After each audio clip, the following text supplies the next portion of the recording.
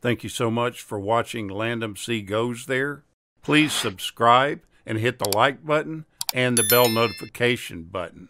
Last Tango in Paris is a 1972 erotic drama film that was directed by Bernardo Bertolucci. The film stars Marlon Brando and Maria Schneider. The movie premiered at the New York Film Festival on October 14th, 1972, and it grossed $36 million in its U.S. theatrical release, making it the seventh highest grossing film of 1973. The movie's raw portrayal of physical violence and emotional turmoil led to international controversies and drew various levels of government censorship in different jurisdictions. Initially, upon its release in the United States, the Film Board gave it an original X rating. Then United Artists Classics released an R-rated version that was cut together in 1981. In 1997, after the film became a part of MGM's library, the movie was reclassified as an NC-17 movie. The storyline follows a man that is crazed with grief after his wife kills herself. Paul is an American expatriate who roams the streets of Paris until, while apartment hunting, he runs into Jean, an unknown girl that he meets across an empty room. Almost brutally, without a word, he soon assaults the compliant stranger.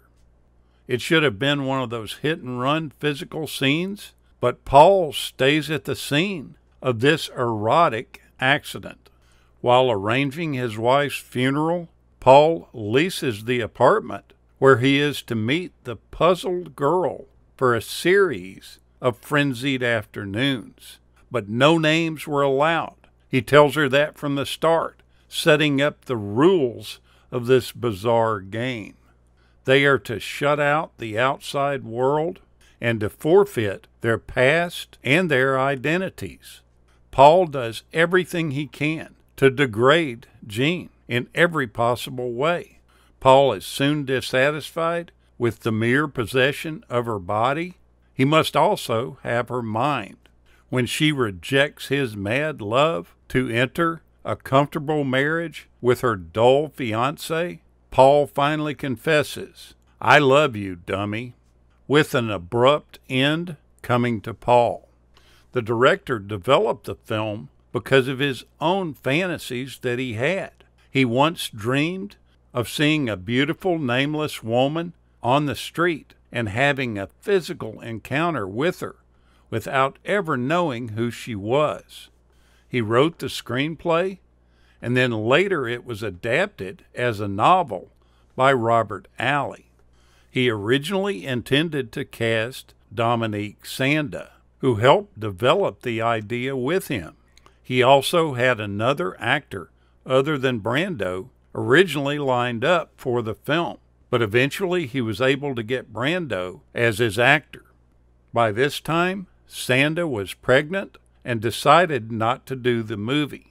Marlon Brando received a percentage of the gross of the film, which was estimated to have earned him about $3 million. It's also said that Brando improvised most of his dialogue for the entire movie because he felt that a lot of the scenes, the dialogue didn't fit his liking. And as usual, he didn't like to learn his lines before he started to shoot a scene. Because of this, the director had to place cue cards all over the place so that he would know what to say. Brando even asked the director if he could put the cues on Maria Schneider's body, but the director turned him down.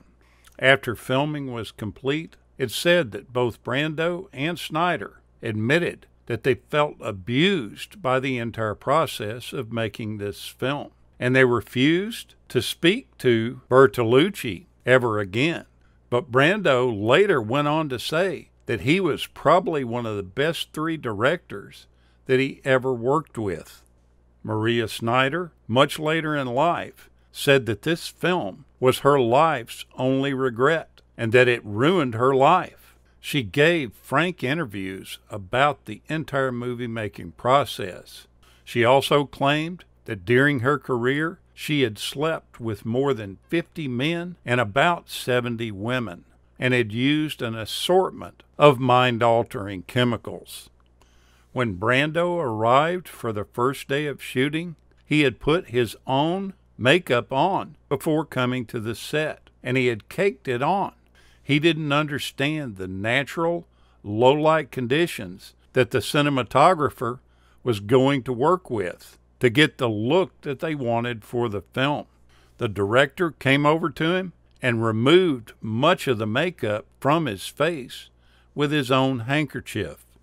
This film was all the talk of 1972. It had so much controversy about it that you knew it was going to be a box office smash. During its premiere at the New York Film Festival, there were tickets that were being sold for $150 apiece at that time, which was outrageous for the price of a movie ticket. What made this movie stand out to so many people, and what made most people want to go to see it, was the famous butter scene. Maria Snyder states that that scene was never in the original script, and it was improvised at the last minute by Marlon Brando and the director, all done without consulting her. The director even confirmed this during a press tour. He stated that he didn't tell Snyder that Brando's character would use the butter on her because he wanted her reaction as a girl, not as an actress. And when you see the film, that's what you're getting. You can tell. He wanted her to react in a most humiliating way. Brando told her prior to the scene that she needed to realize and not worry because it was just a movie. They were just doing a scene and that it wasn't real. But when they were doing the shoot, she was crying real tears. She states that she felt completely humiliated by this famous scene. Go back and take a look at this controversial film from the early 70s. I'm not sure if you're going to like it or not, and I'm not sure if I like it or not. It's a different type of film. Thank you so much for watching, and we'll continue to chase the classics.